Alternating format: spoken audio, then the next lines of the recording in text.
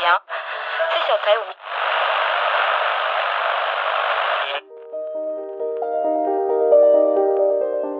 Welcome to True Crime Naija. On this show, we present to you true stories of crimes that happen in our country. We hope that by sharing these stories, we all become more aware of the types of crime that happen here.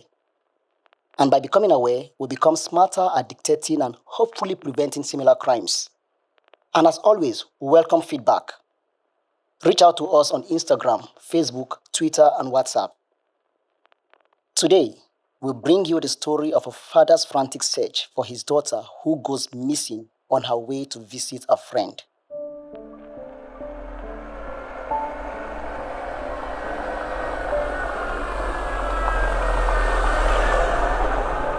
It's Sunday, the 8th of December, and Favour Oladele and her boyfriend Adeko have just arrived at the Solution Chapel in Ikoile, Osun State. Favour is exhausted. She'd been driving for about 4 hours from Ogun to Osun State just to see Owolabi. She's excited to see him, but for now, she's also very tired and she needs to rest. She finds a quiet corner in the church and tells Owolabi that she's going to sleep for a few minutes. He puts a piece of cloth on the floor for her and she lays down.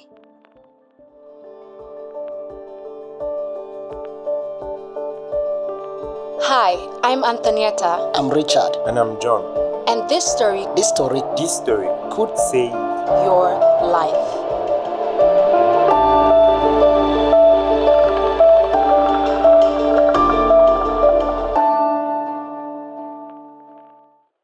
It doesn't take too long for Favour to fall asleep. A man comes up behind Favour as she sleeps. He's holding a pestle.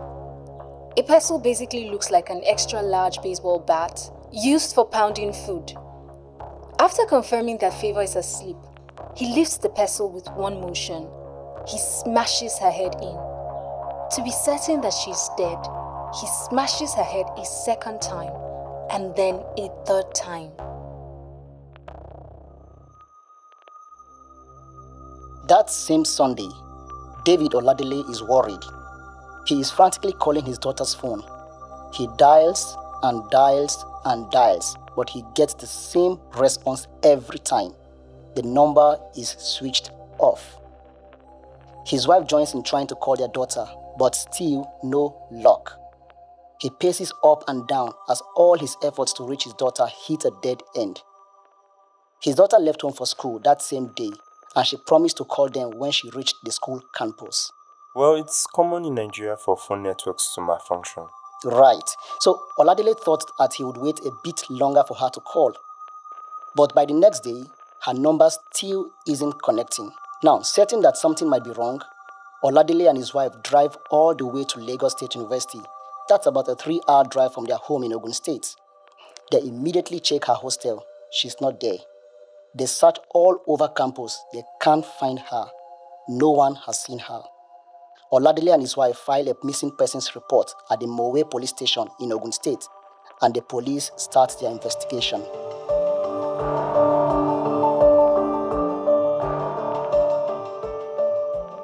A few days later, back in Osun State, Bola Adeko is sitting in a hotel room, eagerly waiting for a visit from her pastor, Segun Phillips. Bola and her family have been under a lot of stress lately. Her husband lost his job a while ago, and she recently lost her job as a decorator. Her son, Adeko, has also been having a hard time. He failed the last year at the university and has to spill over into another year. So, as Bola paces up and down in the hotel room, she has a lot on her mind. There is a knock on the door. It must be Pastor Segun. Bola opens the door and lets him in. Pastor Segun is holding a container of food. He sets it down and prays with Bola. After they pray, Pastor Segun presents her with the food. It's amala with a lot of meat in the soup. Amala is a local Nigerian food, mostly found in the southwest. It's a mixture of yam and cassava flour. Before he leaves, Pastor Segun assures Bola that her troubles are almost over. As soon as the pastor leaves, Bola sits to eat the food. Now, back at Solution Chapel, Favour Oladele has just been killed. Her head had been smashed in by her boyfriend, Adeko, Bola's son. What? Her boyfriend did that to her? Yes, and what happens next will even shock you more. Owolabi then calls out to another man who had been waiting in the next room. The man comes out with a machete and removes Favour's head, her breast, flesh from her legs, her hands, and other vital body parts. Oh God, what's going on in this country? This man then collects the dismembered parts and divides them into portions. One part was burnt to ashes and used to make soup. Another part was used in a ritual, and another part was used to cook soup. The same soup which the man then served to Bola with amala. The man who did all of this was none other than Pastor Shegun. Dear God, this is just insane.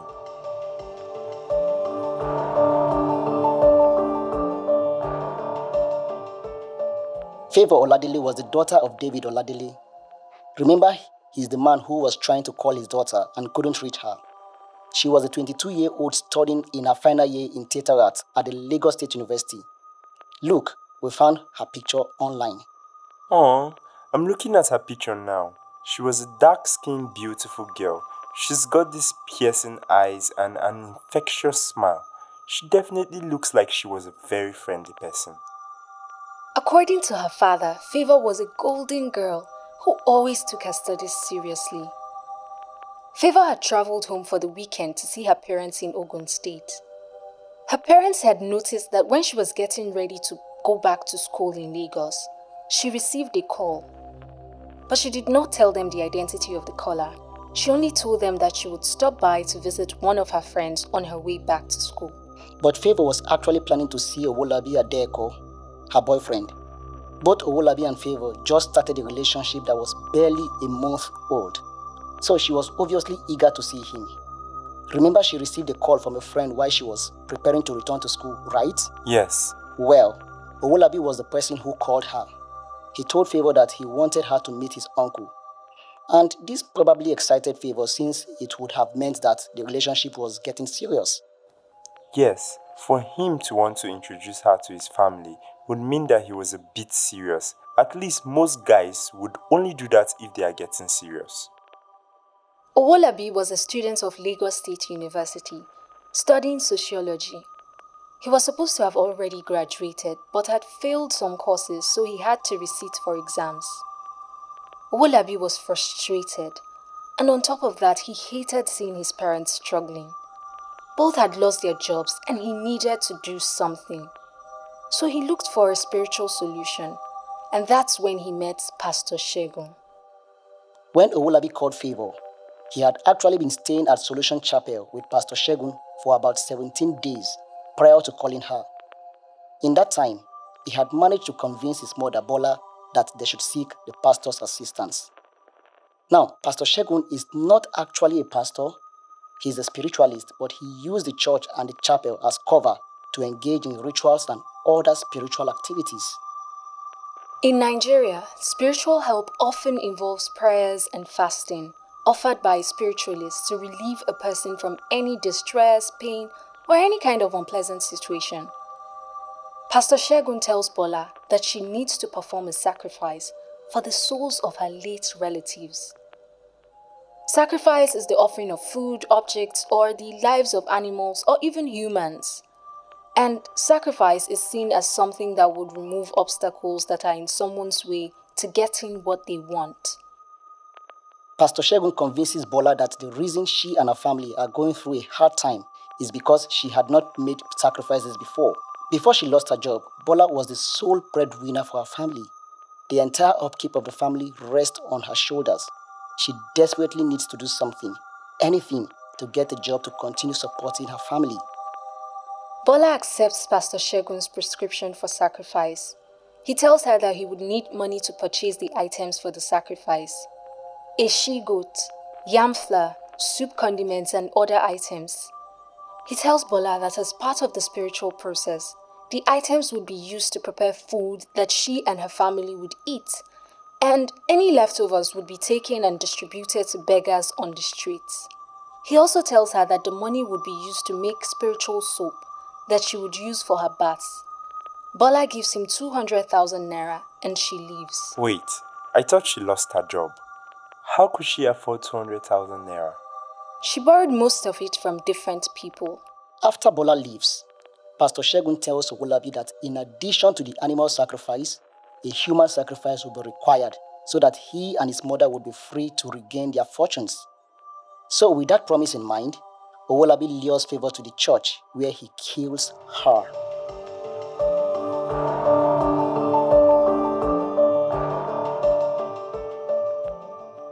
Now at this point, Favour's parents are looking for her. Remember, they went to her campus and even filed a missing persons report with the police in Ogun. So it's December 24th, 2019, 16 days after Favour had been killed, and the police show up at Solution Chapel. The detectives were able to track Favour's movements to the chapel. Hold on. How did they trace her movement since she didn't tell anyone the particular place she was going to? Well, I'm assuming they traced her from her phone. But her phone had been switched off. Yes, but they were able to get the last location of her phone before it was switched off. And when they arrested Pastor Segun, he was actually using Favour's phone. He had removed her SIM card, but he was still using her phone. So the police arrest Pastor Segun and he confesses. He tells them that Owolabi and Bola had brought Favour to him so that she would be used for ritual sacrifice. Now, after his confession, Pastor Segun leads police detectives to Owolabi's location and he was promptly arrested that same day. Owolabi confessed that he killed Favour for ritual purposes because of the challenges facing his family. He said he met Pastor Segun through his aunt and that Segun used to interpret dreams for him. What about Bola, Owolabi's mother? Was she arrested? So at the time when Owolabi and Pastor Segun were arrested, Bola had already left Osun State. She had gone to Ibadan in Oyo to visit her father. While there, she tried calling her son Owolabi and Pastor Segun, but their numbers were switched off.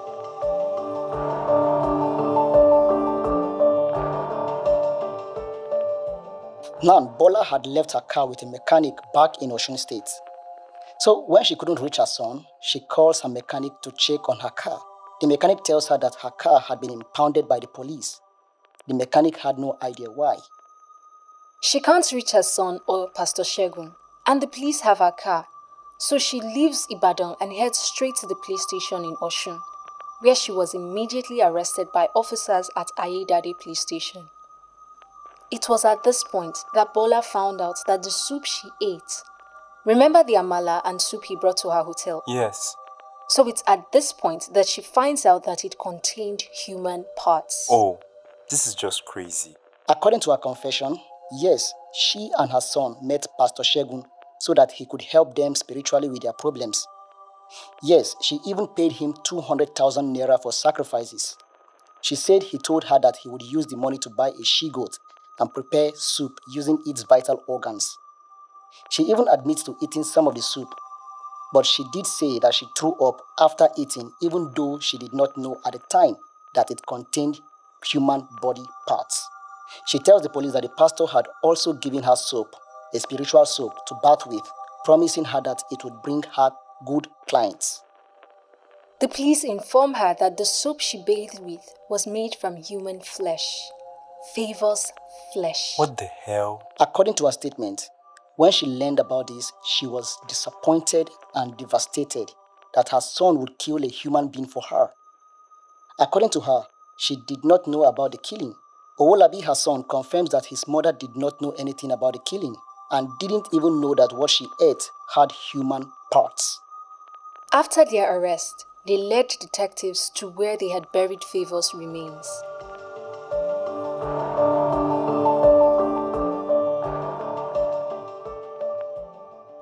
In a shallow well next to Solution Chapel, the police find Favour's remains. After a few minutes of digging, the mutilated body of Favour Oladele was exhumed. 6 days after she was exhumed, that is on January 10th, 2020, Owolabi, Bola, and Pastor Shegun were arraigned before a magistrate court in Osun State. They were charged with luring Favour to the church with the intent to kill her and dismember her body.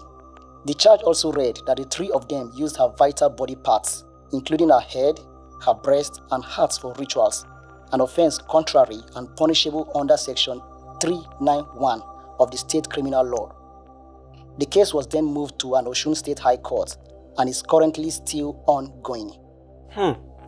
This is such a heartbreaking story for Favour's parents. Having raised her to this level and then losing her in such a gruesome manner. Yes, it is.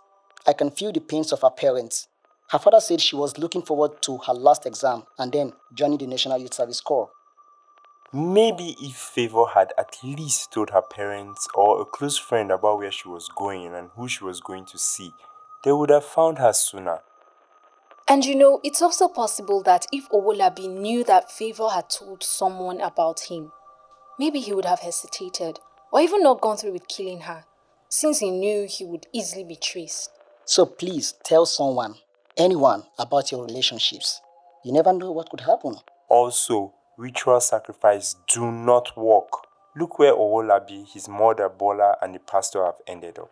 And we have so many more stories like this. The people involved in ritual sacrifices always get caught. Join us next week for another True Crime Naija story. This time is the story of an actress who is sentenced to death and then breaks out of jail. True Crime Naija is a Triple E Media production. Copyright 2021 Triple E Media Productions. If you enjoyed this episode of True Crime Naija and want to hear more, subscribe to our 234 Audio YouTube channel. Visit our website at 234audio.com and download our 234 Audio app. Episodes of this podcast and other podcasts can also be found on Apple Podcasts, Google Podcasts, Spotify, and wherever you get your podcast. Subscribe and leave us a review. This episode was produced by Richard Anyebe, Anthonieta Kalunta, John Iwodi, Dominic Tabakaji, and Sam Tabakaji. Executive producer Rahmat Muhammad. Special thanks to Rabia Hadejia, Aredi Isha, and Mala Iwa Gbado Ikaleku. Stay alert, stay alive. See you next week.